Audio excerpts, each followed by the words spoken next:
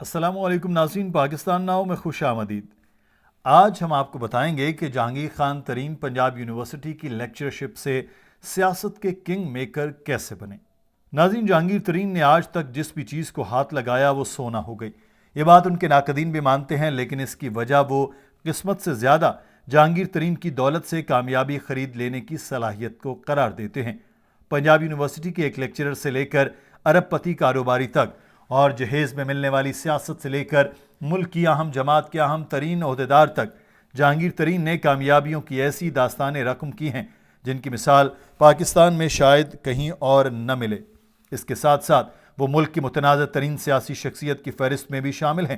ان کے ناقدین میں خاندان والوں سے لے کر سیاستدان تک شامل ہیں جو ان پر زمینوں اور عہدوں پر قابض ہونے کا الزام دھرتے ہیں۔ جہانگیر ترین کا درس و تدریس سے بینکاری کا سفر۔ جہانگیر ترین کے والد اللہ نواز ترین ایوب خان کے دور میں کراچی پولیس میں ڈی آئی جی کے عہدے پر تعینات تھے۔ کہنے والے کہتے ہیں کہ اس عہدے تک رسائی میں ان کی قابلیت سے زیادہ فیلڈ مارشل ایوب خان سے ان کی رشتہ داری کا دخل رہا۔ ان کی آبائی زمینیں تربیلا کے مقام پر بننے والے ڈیم میں آ گئیں، جن کے بدلے انہیں جنوبی پنجاب کے شہر لودھرا میں زرعی زمین الاٹ کی گئی۔ پولیس سے ریٹائرمنٹ کے بعد اللہ نواز نے ملتان میں رہائش اور لودھرا میں کاشتکاری اختیار کر لی۔ جہانگیر ترین نے اپنی زندگی کے ابتدائی 20 برس اسی 2 کمروں کے مکان میں بسر کیے۔ جہانگیر ترین کو تعلیم کے لیے لاہور بھجوایا گیا، جہاں سے انہوں نے گریجویشن اور امریکہ کی نارتھ کیرولینا یونیورسٹی سے 1974 میں بزنس ایڈمنسٹریشن میں ماسٹرز کیا۔ جہانگیر ترین کے بقول دوران تعلیم ایک دن کے لیے بھی ان کے دل میں یہ خیال نہیں آیا کہ وہ امریکہ میں ہی مستقل رہائش اختیار کر لیں، اس لیے تعلیم مکمل کرتے ہی وہ وطن لوٹ آئے۔ ان کا پہلا عشق درس و تدریس ہے۔ 2017 میں بی بی سی کو ایک انٹرویو میں انہوں نے کہا تھا کہ انہیں نوجوانوں کے ساتھ گفتگو کر کے ہمیشہ مزہ آتا ہے، اس لیے انہوں نے پنجاب یونیورسٹی میں لیکچرر کے طور پر ملازمت اختیار کر لی، لیکن والد کی مخالفت کے باعث وہ اپنا پہلا عشق چھوڑ کر بینک کی نوکری کرنے پر مجبور ہو گئے۔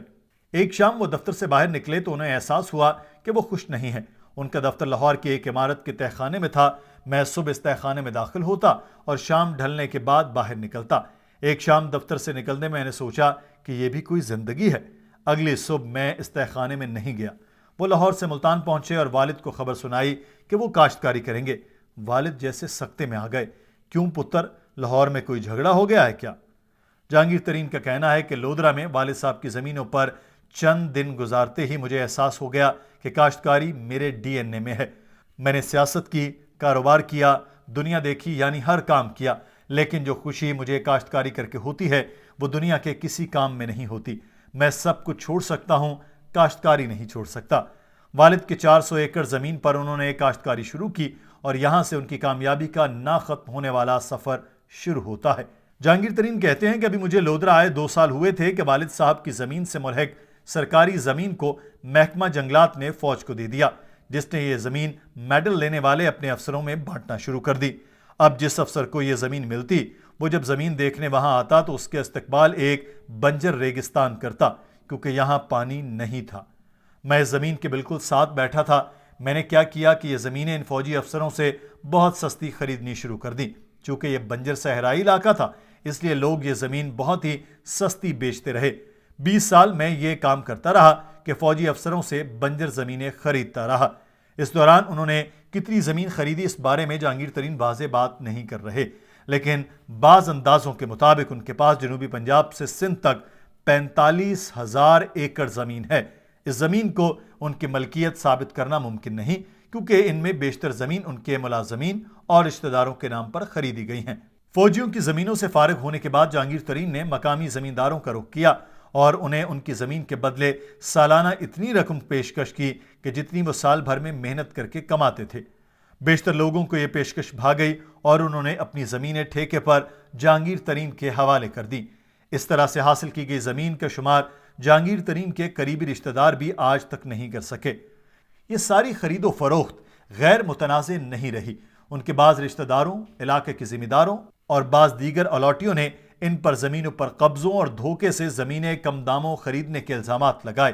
ان میں سے بہت سوں پر تصفیے اور فیصلے بھی ہو چکے ہیں۔ زمینوں سے کمائی گئی رقم جہانگیر ترین نے مختلف صنعتوں اور کاروباروں میں لگائی۔ شوگر ملیں خریدیں، حصص میں پیسہ لگایا، بینکوں میں حصہ داری کی، الغرض ہر وہ نفع بخش کام کیا جو کوئی بھی سمجھدار کاروباری کرتا۔ یوں وہ ملک کے بڑے ذمہ دار کے ساتھ ساتھ کامیاب کاروباری بھی بن گئے۔ اس ذمہ داری کو 4 چاند اس وقت لگے جب جہانگیر ترین کو وزیر اعلیٰ پنجاب شہباز شریف نے اپنی زرعی ٹاسک فورس کا سربراہ لگایا۔ ان کے ناقدین الزام لگاتے ہیں کہ اس دور میں پنجاب میں زمینوں سے زیادہ پیداوار لینے کے لیے غیر ملکی تنظیموں کے تعاون سے بہت سے تجربات ہوئے۔ ان میں سے بیشتر جہانگیر ترین کی زمینوں پر کیے گئے۔ ناقدین اس عمل کو جہانگیر ترین کی زمینوں کے غیر معمولی پیداوار کی اہم وجہ قرار دیتے ہیں۔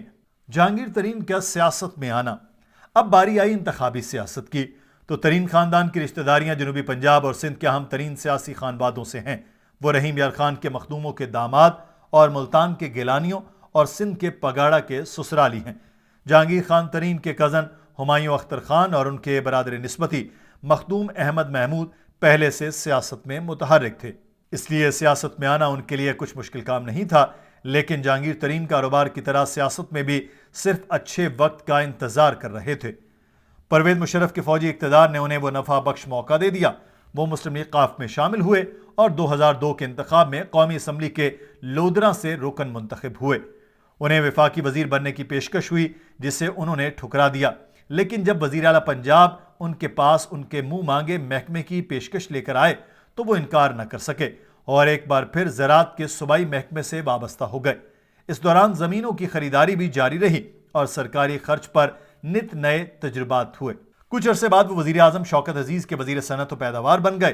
ایک بار پھر ناقدین نے شور مچایا کہ اس دوران ملک کے ساتھ ساتھ جہانگیر ترین نے بھی خوب صنعتی ترقی کی ہے۔ 2008 میں وہ اپنے ایک رشتہ دار پیر پگارا صاحب کی مدد اور ٹکٹ پر قومی اسمبلی کے رکن بن گئے۔ تحریک انصاف اور عمران خان کی قربت۔ 2011 میں انہوں نے درجن بھر ہم خیال اراکین اسمبلی کو اکٹھا کیا اور ایک مضبوط سیاسی پریشر گروپ کے طور پر سامنے آئے۔ ابھی یہ گروپ اپنی آئندہ سیاست کے بارے میں غور و فکر کر ہی رہا تھا کہ اچانک خبر آئی جہانگیر ترین عمران خان کی تحریک انصاف میں شامل ہو گئے ہیں۔ خود اس گروپ کے ارکان بھی حیران رہ گئے کہ کس طرح ان کی طاقت کو استعمال کر کے جہانگیر ترین نے ایک لمبی چھلانگ لگائی کہ خود یہ گروپ بھی دیکھتا ہی رہ گیا۔ پی ٹی آئی میں ان کی آمد اور پھر اہم ترین عہدے تک ترقی بھی آسان نہیں رہی۔ سن 2015 میں پی ٹی آئی میں پارٹی انتخابات کروانے والے پارٹی رہنما جسٹس وجیہ الدین احمد نے الزام لگایا کہ جہانگیر ترین نے دولت کے بل پر پارٹی انتخابات میں دھاندلی کی کوشش کی ہے۔ عمران خان نے جسٹس وجیہ کی بات سنی انسنی کر دی، جس پر جسٹس صاحب پی ٹی آئی سے علیحدہ ہو گئے۔ اس وقت جہانگیر ترین بہت فخر سے کہتے تھے کہ عمران خان ان کا مشورہ بہت غور سے سنتے ہیں۔ ناقدین کے مطابق جہانگیر ترین کے مشورے سننا عمران خان کی ایک طرح کی مجبوری بھی تھی، کیونکہ وہ کسی بھی دن سب سے زیادہ وقت جہانگیر ترین کے ساتھ گزارتے تھے۔ لیکن جہانگیر ترین کے خلاف ایک عدالتی فیصلے کے بعد ان پر پارلیمانی سیاست کا دروازہ اس وقت بند ہو گیا جب سابق چیف جسٹس ثاقب نثار کی سربراہی میں قائم 3 رکنی بینچ نے دسمبر 2017 میں جہانگیر ترین کو آئین کے آرٹیکل 62(1)(f) کے تحت نااہل کر دیا۔ یہ وہی شق ہے جس کے تحت سابق وزیر اعظم نواز شریف بھی نااہل ہوئے تھے۔ جہانگیر ترین نے اپنے خلاف فیصلہ آنے کے بعد پاکستان تحریک انصاف کے سیکرٹری جنرل کے عہدے سے استعفیٰ دیتے ہوئے کہا کہ وہ عمران خان کو وزیر اعظم بنوانے کی جدوجہد کرتے رہیں گے۔ وہ اپنے اس عزم پر انتخابات کی تیاری اور پی ٹی آئی کی انتخابی مہم کے دوران ہی نہیں، حکومت سازی کے عمل کے دوران بھی سختی سے کاربند رہے۔ انتخابات سے پہلے امیدواروں کا چناؤ ہو یا الیکٹیبلز کو پارٹی میں شامل کروانا، جہانگیر ترین اس عمل میں مرکزی حیثیت میں فرائض انجام دیتے رہے۔ جنوبی پنجاب میں مسلم نون کے اہم رہنماؤں کو توڑ کر تحریک انصاف میں لانے کا سہرا بھی جہانگیر ترین کے سر جاتا ہے۔ انہی کی کوششوں سے 3 درجن سے زائد مسلم لیگی امیدواران نے پہلے جنوبی پنجاب صوبہ محاذ بنایا اور پھر تحریک انصاف میں شمولیت اختیار کر لی۔ انتخابات کے بعد جب پی ٹی آئی کو مطلوبہ اکثریت نہ مل سکی تو یہ جہانگیر ترین ہی تھے جو تنے تنہا اپنا جہاز لے کر نکلے اور آزاد حیثیت میں منتخب ہونے والے ارکان کو اپنے پرائیویٹ جیٹ میں لاد کر بنی گالہ لے کر آئے۔ اور جب قومی اسمبلی اور پنجاب اسمبلی میں مطلوبہ ارکان کی حمایت حاصل ہو گئی اور عمران خان نے وزارت عظمیٰ کا حلف اٹھا لیا تو اگلے روز ہی جہانگیر ترین نے اعلان کیا کہ ان کا وعدہ پورا ہوا اور وہ اپنے کاروبار اور خاندان پر توجہ دینے کے لیے لندن جا رہے ہیں۔ تاہم مبصرین کے مطابق مرکز اور خاص طور پر کسی رکن کو کون سی وزارت ملنی چاہیے، اس میں جہانگیر ترین نے نہ ہوتے ہوئے بھی مبینہ طور پر اہم کردار ادا کیا۔ بی بی سی کے نامہ نگار شہزاد ملک کے مطابق عمران خان کے وزیر اعظم منتخب ہونے کے بعد جہانگیر ترین کو مبینہ طور پر وزیر اعظم سیکریٹریٹ میں ایک کمرہ بھی الاٹ کیا گیا تاہم پاکستان تحریک انصاف اس کی تردید کرتی ہے۔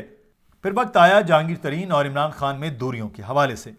صحافی اور تجزیہ کار سہیل وڑاچ کے مطابق اقتدار کے چند ہی ماہ میں جہانگیر ترین کا قریبی حلقہ اثر عمران خان سے دور ہوتا گیا یا دور کر دیا گیا۔ ان کے مطابق ترین اور عمران میں فاصلے بڑھنے لگے، مگر جب بھی کوئی بڑا معاملہ ہوتا، کسی پارٹی سے ڈائیلاگ یا اتحاد کی بات ہوتی تو جہانگیر ترین کو بلایا جاتا، مگر پھر وقفے بڑھتے گئے۔ اسی دوران عمران کی نئی کچن کابینہ بن گئی۔ Principal secretary Azam Khan, first lady Bushra Bibi بی اور زلفی بخاری اس کابینہ کے اہم ترین رکن بن گئے۔ یوں جہانگیر ترین کا رہتا سہتا اثر و رسوخ اور بھی کم ہو گیا۔ ان کے مطابق ترین کے دوستوں کا الزام ہے کہ عمران اور جہانگیر ترین میں غلط فہمیوں کا آغاز آئی بی کی ایک رپورٹ سے ہوا، جس میں کہا گیا کہ جہانگیر ترین، اسپیکر اسد کیسر، پرویز خٹک اور کچھ دوسرے وزراء نے ایک غیر رسمی اجلاس میں پارٹی لیڈر اور پالیسیوں کے خلاف گفتگو کی ہے۔ عمران کے قریبی حلقے میں یہ بات زیر گردش رہی کہ مگر پھر دم توڑ گئی۔ بعد ازاں خان کے قریبی حلقے میں اسد عمر بھی شامل ہو گئے، جو ترین کے خلاف پہلے سے ہیں۔ اس سے ترین مخالف حلقہ اور طاقتور ہو گیا۔ خان اور ترین کے درمیان فاصلے اس وقت بڑھے جب دونوں خاندانوں کی خواتین میں بھی نہ بن سکی۔ اس کی ایک وجہ فرسٹ لیڈی کی روحانی کرامات کے حوالے سے ترین خاندان کی خواتین کی غیر محتاط گفتگو بھی بتائی جاتی ہے۔ دوسری طرف ترین نے بھی معاملات کو درست کرنے کے حوالے سے کوئی سنجیدہ اور بامقصد منصوبہ بندی نہ کی۔ یہ بھی کہا جاتا ہے کہ وزیر اعظم عمران خان ترین کی زراعت، آٹا اور چینی کے حوالے سے کارکردگی پر بھی ناراض تھے۔ ملک میں چینی کے بحران پر کمیشن بنایا گیا تو کمیشن کی رپورٹ میں الزام عائد کیا گیا کہ مبینہ طور پر پی ٹی آئی سے تعلق رکھنے والی اہم کاروباری شخصیت جہانگیر ترین، سابق حکمران شریف خاندان، گجرات کے چودھری برادران، پنجاب اور سندھ کی حکومتوں نے فراڈ اور ہیرا پھیری کی ہے۔ اس دور میں وفاقی تحقیقاتی ادارے ایف آئی اے نے جہانگیر خان ترین اور ان کے بیٹے علی ترین کے خلاف منی لانڈرنگ کا مقدمہ بھی درج کر دیا۔ اس وقت جہانگیر ترین نے نجی ٹی وی چینل دنیا نیوز سے اس بارے میں خصوصی بات چیت کرتے ہوئے کہا تھا کہ میرے اور میرے خاندان کے خلاف تمام الزامات بے بنیاد اور من گھڑت ہیں۔ میرا سب کچھ ڈکلیئر ہے۔ یہ ہمارے خلاف سوچی سمجھی سازش ہے۔ حقائق کو نظر انداز کرتے ہوئے ہمارے خلاف مہم چلائی جا رہی ہے۔ ایسا محسوس ہو رہا تھا کہ جہانگیر ترین سیاست کے میدان میں اب دوبارہ قدم نہیں رکھیں گے، لیکن پھر عمران خان کی حکومت کا ایک تحریک عدم اعتماد کے ذریعے خاتمہ ہوا اور پی ڈی ایم نے حکومت بنائی۔ ایسے میں جہانگیر ترین نے زیر سایہ ایک اور ہم خیال گروپ تشکیل پایا، جس میں تحریک انصاف کے قومی اور پنجاب اسمبلی کے تقریباً 30 ارکان شامل تھے۔ 9 مئی کے واقعات کے بعد تحریک انصاف میں تخریب کا ایک اور سلسلہ شروع ہوا تو جہانگیر ترین ایک بار پھر متحرک ہو گئے اور گزشتہ روز ان کی جانب سے استحکام پاکستان پارٹی کے قیام کا اعلان کیا گیا۔ لیکن یہ سوال اب بھی اپنی جگہ موجود ہے کہ آیا جہانگیر ترین 2018 کی طرح اس بار بھی کنگ میکر کا کردار ادا کر پائیں گے یا نہیں؟